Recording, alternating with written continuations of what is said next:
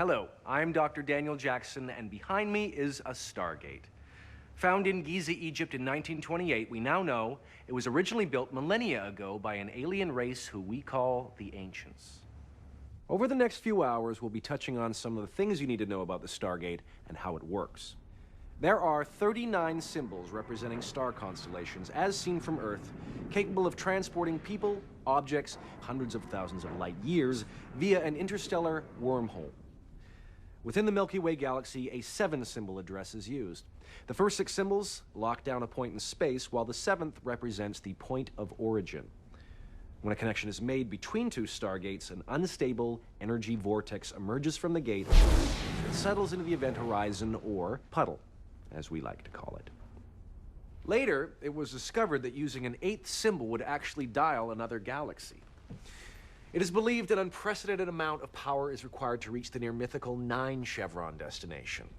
Icarus Base was established on a planet discovered 2 years ago to have a uniquely powerful core made of the mineral nequadria. The entire purpose of the project is to hopefully one day dial the 9 chevron address found in the ancient database.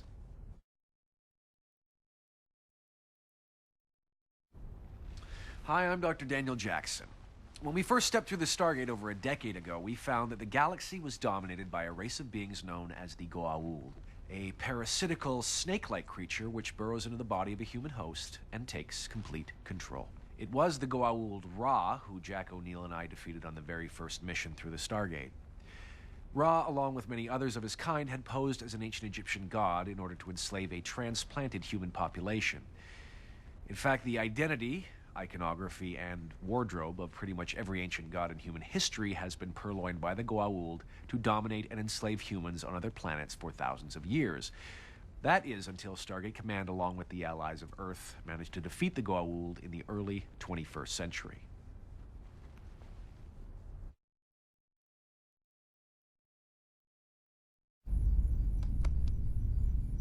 Hi, I'm Dr. Daniel Jackson.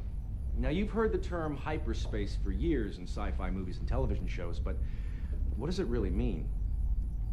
Well, basically, we live our lives in 3 dimensions plus time. That's another DVD. Hyperspace, also called subspace, is another dimension in which certain laws of physics, like the speed of light or the effects of relativity, don't apply.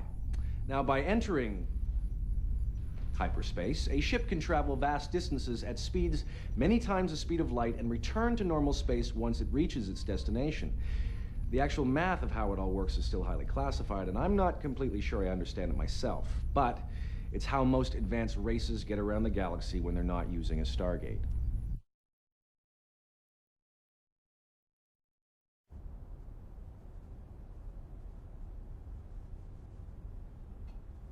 Hi, I'm Daniel Jackson.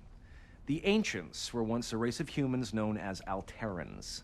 They left their galaxy to avoid a war with another race of humans called the Ori. They flew to the Milky Way millions of years ago and first landed on the planet Dakara. From there, they made their way to Earth, which they would call home for some time. The Ancients are the inventors of the Stargates and much of the advanced technology that was later usurped and used by the Goa'uld to enforce their rule. Prior to that, the Ancients left for Pegasus, and then ultimately some of them returned to the Milky Way, where it is believed they used their knowledge to restart human life as we know it on Earth. At some point, they evolved both physically and mentally to the point where they no longer required their human bodies. Which brings me to my next topic.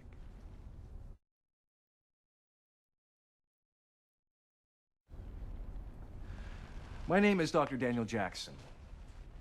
Ascension is an extremely advanced evolutionary process whereby the human consciousness becomes pure energy and actually rises to a higher plane of existence.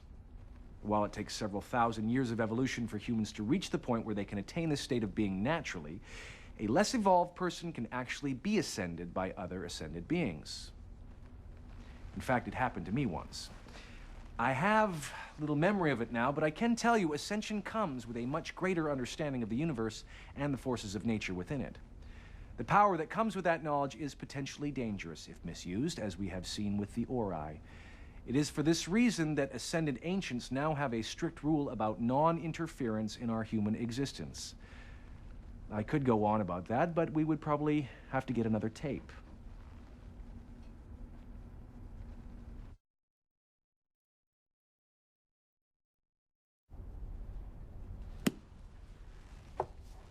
I'm Dr. Daniel Jackson.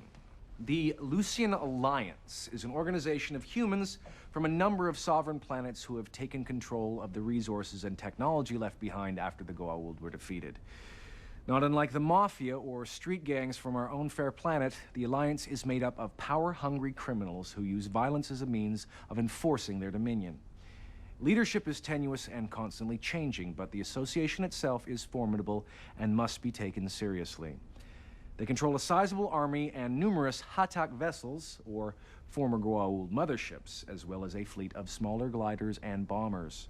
The Lucian Alliance is also known for ensuring the servitude of less fortunate followers through the distribution of an addictive corn-like food crop known as Kassa.